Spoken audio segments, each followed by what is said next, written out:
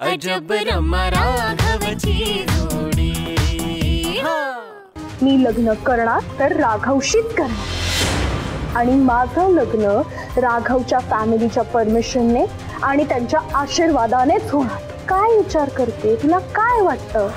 याने मला काहीही फरक पडत नाही। Get that clear, okay? मलाही तुमचं लग्नच हवं आहे रमा। तू हॅपीच असली पाहिजेस, माझी एकुलती।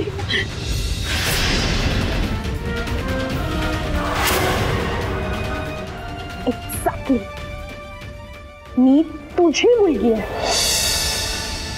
आणि यू नो व्हॉट, आता मी लवकरच पुरोहितांची सून होणार आहे, राघवची बायको।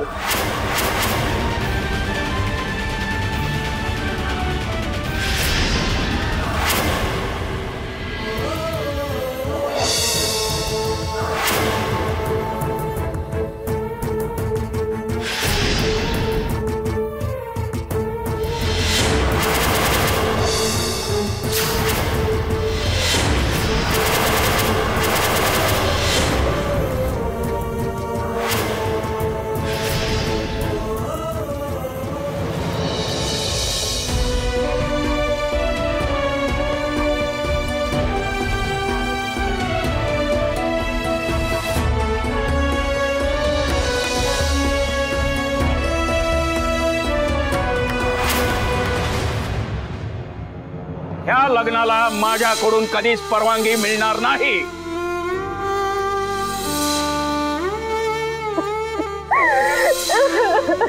आत्ताच्या आता ताबडतोब या मुलीचं सामान तिच्या हातात द्या आणि तिला तिच्या घरी पाठवून द्या।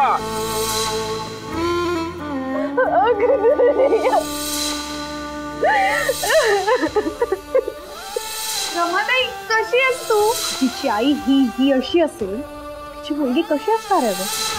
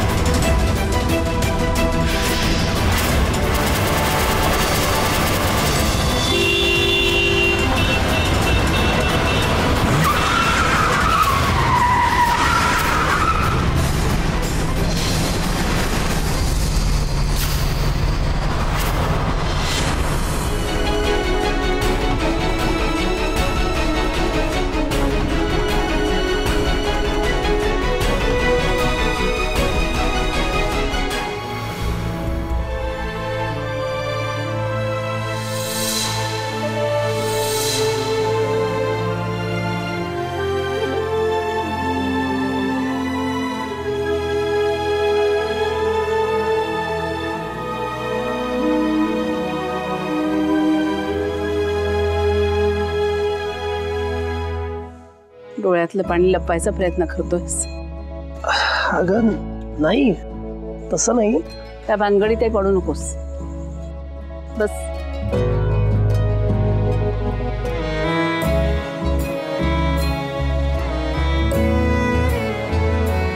तुझ्या मनात काय चाललंय कळतंय मला। जसे दुःखाचे 4 दिवस असतात ना, तसे सुखाचेही 4 दिवस असतात। सुखाच्या 4 दिवसात आपण आनंदी राहिलं पाहिजे, तसंच दुःखाच्या 4 दिवसात आपण अश्रू ढाळले पाहिजे, मनसोक्त बिनधास्त। हे सुख दुःखाचं रहाट गाडगं असं चालूच राहतं रे। पण आपल्या भावना खऱ्या असतील ना, तर तो परमेश्वर आपल्या पाठीशी उभा राहतो। आणि इथे तर मी पण तुमच्या पाठीशी आहे। मग तुम्हाला हरवण्याची बिशात कोणाची होणार? आजी, या सगळ्या गोष्टी मला समजावण्यापुरत्या बोलतेस ना? नाही रे राजा, अगदी खरं, अगदी खरं। मी ज्या पार्टीत असे ना, ती पार्टी कधी हरूच शकत नाही, पाहशील तू।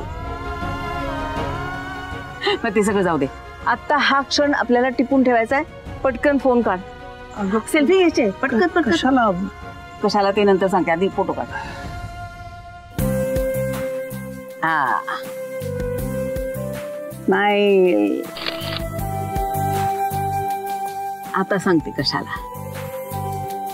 तू आणि ठमी जेव्हा कायमचे एकत्र असाल ना तेव्हा सेल्फी तुला दाखवणार आणि आठवण करून देणार की बघा आजी नेहमी खरं बोलते, ती कधीच खोटं बोलत नाही, कधीच हारत पण नाही. ती ज्या पार्टीत असते ती पार्टी जिंकतेच जिंकते. आजी तू म्हणतेस तसं नक्की होईल ना ग? अरे होईल म्हणजे काय, होणारच. बघशील तू आता घोडा मैदान दूर नाही. हा ह्या सगळ्यासाठी खूप वेळ आहे अजून. आता जेवायची वेळ झाली, चला पटकन जेवूया आपण. नाही नको आजी, भूक नाहीये मला. तुझ्या मनाला भूक नाहीये का पोटाला भूक नाहीये? जर पोटाला भूक असेल आणि मनाला नसेल ना तर मनाला जरा समजाव. म्हणावं बाबा रे पोट उपाशी राहिलं ना तर फार चिडचिड करतं.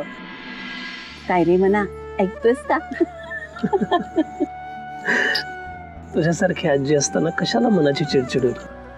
पण इथे आजी तू आहेस, आई आहे, तुम्ही दोघी माझ्या पाठीशी खंबीरपणे उभ्या.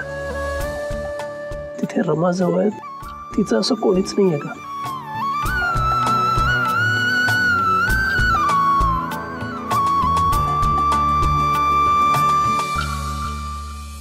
असं का म्हणतोस बाळा? आम्ही आहोत ना, आम्ही तुमच्या दोघांच्याही जवळ आहोत. हा म्हणजे आता शरीराने रमा इथे नाहीये पण मनाने तर आम्ही जवळच आहोत ना. आणि शरीराने जवळ नसलं तरी आपल्या नजरेसमोर ती असूच शकते. Phone, mobile phone, video call. चल चल चल पटकन.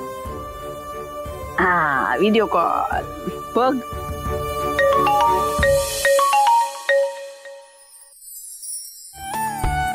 आजी काय ग?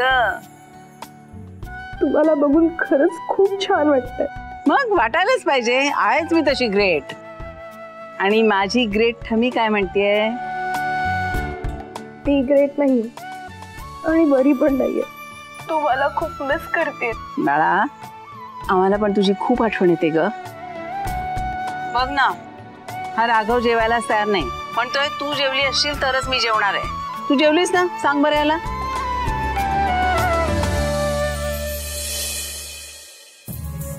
अरे देवा, नाहीच का जेवलीस तू?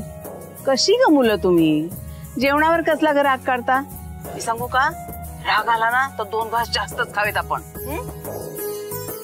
चल पटकन उठ आणि स्वतःचं पान घे आणि जेवायला जा. चल चल चल. आजी मला भूक नाहीये. तुलाही भूक नाही, इथे राघव म्हणतोय त्यालाही भूक नाही.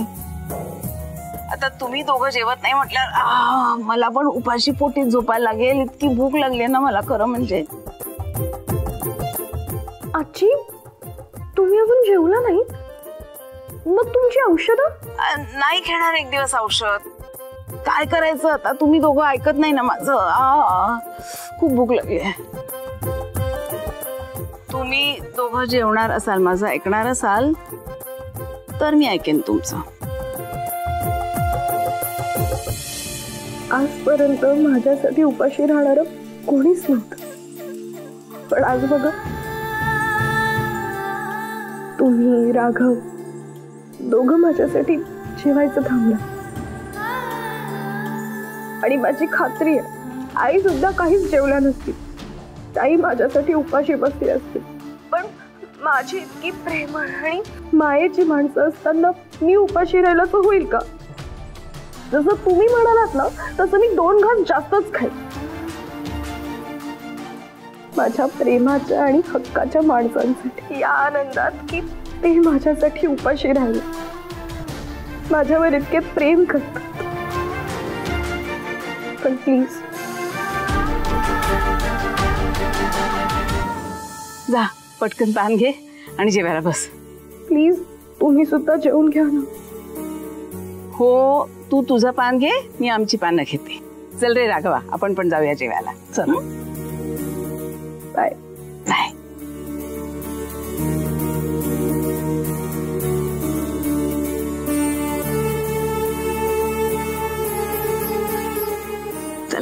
चला.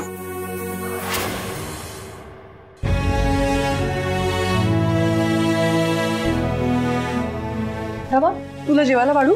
नाही, मी घेते.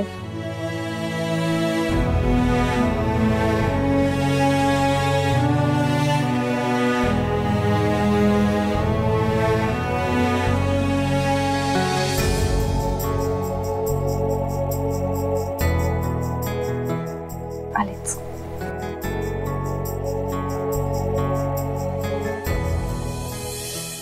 चला बरं, आता निदान रमाच्या पोटात 4 घास जातील. मला वाटलं होतं ही मुलगी आता अन्नावरतीच काय तो सगळा राग काढणार. हो ना. आणि रमाताई मगाशी हे सगळं काय बोलत होती? कसलं ऍप आणि कसली घाणेरडे आयडियाज? तुला काय माहिती आहे का? अगं मगाशी रमा आपल्याला बोलताना जे काय सांगत होती मलाही तेवढंच ऐकून माहितीये. लावण्याताई वरवर जशा दाखवतात तशा काही नाहीयेत हे तर आपल्याला माहितीच आहे. गोड गोड बोलून पाठीत खंजीर खूप असणे एवढं मात्र त्यांना चांगलं जमतं. पण म्हणजे राघवच्या बाबांनी आधी लग्नाला परमिशन दिली आणि नंतर ती काढूनही घेतली. हे सुद्धा लावण्य आंटीने केलं असेल का? असेलही कदाचित. खरं तर कुठलीही आई ही मुलांच्या सुखाचाच विचार करते. पण लावण्याताई रमाच्या आयुष्यात सतत काही ना काहीतरी प्रॉब्लेम्सच क्रिएट करत असतात. बिचारी रमा, आपल्या मुलीच्या डोळ्यात पाणी बघून लावण्याताईंना आनंद होत असेल का? कोणास ठाऊक. पण ह्या सगळ्यात रमा मात्र एकटी पडलीये. नाही आई, रमाताई अजिबात एकटी नाहीये. आपण आहोत ना तिच्या बरोबर आणि आपण कायम तिच्या मागे उभं राहू. डोंट वरी.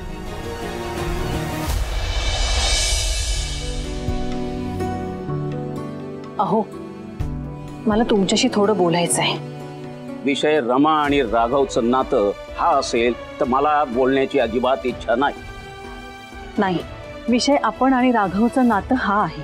हे बघा, आपण लहानपणापासून मुलांचे आपल्या कधी अति लाड केले नाही, पण त्यांना भरभरून प्रेम मात्र दिलंय.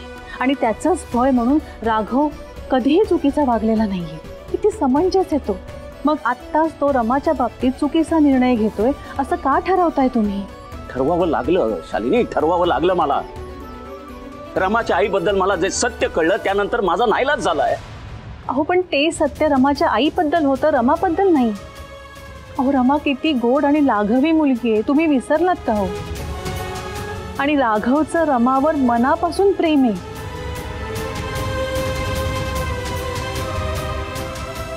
मला अशी भीती वाटते की रमा आपल्या घरात नको या हट्टापायी आपण राघवला गमावून नाही ना बसणार.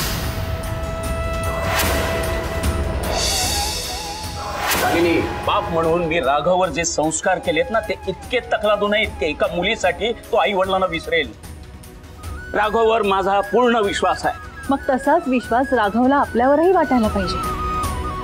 वाटेल ते झालं तरी कोणत्याही परिस्थितीमध्ये आपले आई वडील आपल्या पाठीशी खंबीरपणे उभे आहेत असं त्यालाही ठामपणे जाणवायला हवं. शालिनी, प्रेम विवाहावर माझा विश्वास नाही हे तुला चांगलं माहितीये.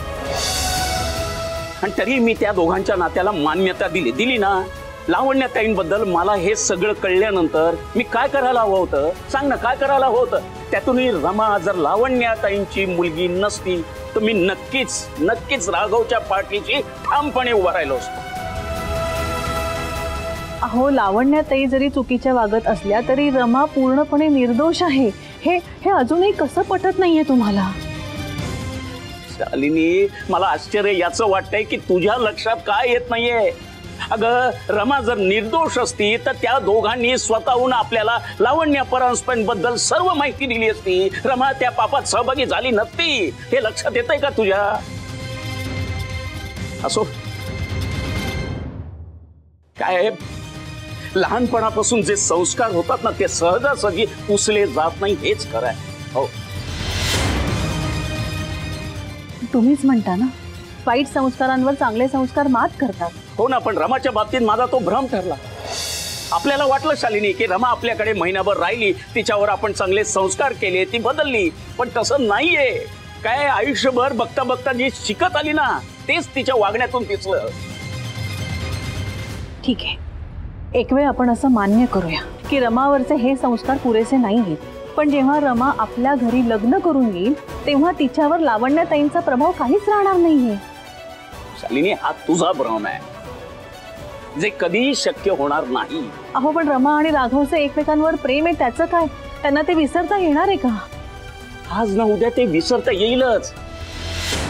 काळ हे सर्व दुःखांवर उत्तम औषध आहे शालिनी. अहो पण पास पास शालिनी, आता या विषयावर मला आणखी चर्चा नको. बस.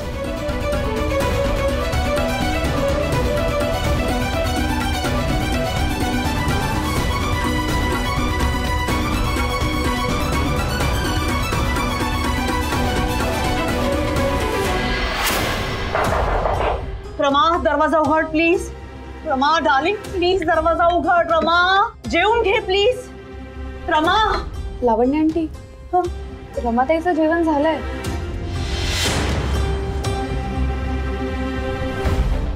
ओके. रमा, मला ऐकून आनंद झाला तू जेवलीस. रमा प्लीज, मला तुझ्याशी बोलायचंय. I am confused darling. सगळं सुरळीत सुरू असताना त्या गुरुजींनी त्यांचा निर्णय अचानक का बदलला?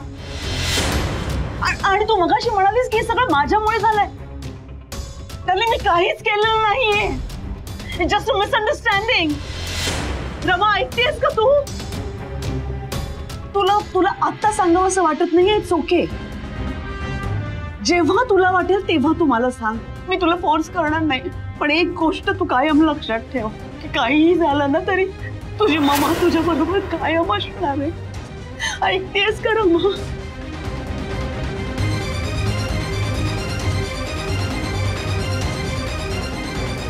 पवित्रा, पवित्रा प्लीज इथे, प्लीज ये. काय झालं? तू बोल ना हिच्याशी. सांग ना तिला की मी ममा आहे तिची. मी कसं तिचं लग्न मोडेन? रमा, मी कसं तुझं लग्न मोडेन? सांग ना. पवित्रा आंटी, तूच सांगत मला, ही बाई खरंच माझी आई आहे का ग? अशी आई खरंच असते? तू बघितलीस काही अशी आई जी आपल्या स्वतःच्या मुलीच्या आयुष्याचीच वाट लावायला निघाली आहे? सिरियसली मामा, मी जेव्हा जन्माला आले ना तेव्हाच तुम्हाला मारून टाकायला पाहिजे होतं. रमा, नो, इनफॅक्ट तू मला जन्माला यायच्या आधीच मारून टाकलं असतं तर जास्त बॅटर झालं असतं. काय बोलतेस तू रमा? मला ना तुझ्याशी बोलायचंच नाही, कारण तुझ्याशी बोलण्यात ना काहीच पॉइंट नाही अगं. मी आता फक्त डॅड टूर वरनं यायची वाट बघते. आता मी डिरेक्टली तेव्हाच काय ते बोलले. एवढं मात्र नाही, मला आता तुला ममा म्हणायची सुद्धा लाज वाटते.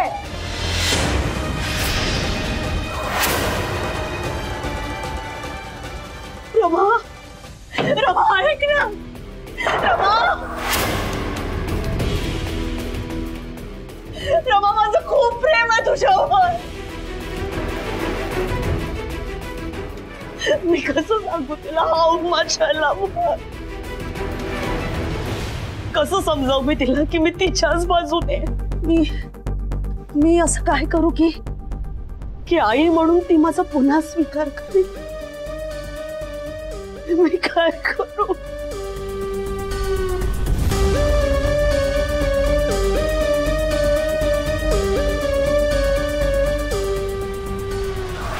या दोघींच्या वादात आपण काय बोलणार?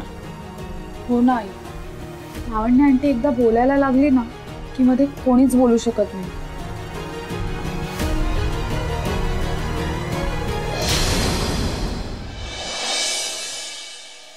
राघव, उठ अरे, आपल्याला ऑफिसला जायला उशीर होतोय ना. मी चहा घेऊन आलीये तुझ्यासाठी. राघव, उठ ना रे, चल पटकन. रमा, काय करते? झोपू दे ना. शांत अश्विनी, शांत. डोक्यावर बर्फ आणि जिभेवर गुळात. नाही नाही, नको. खडी साखर.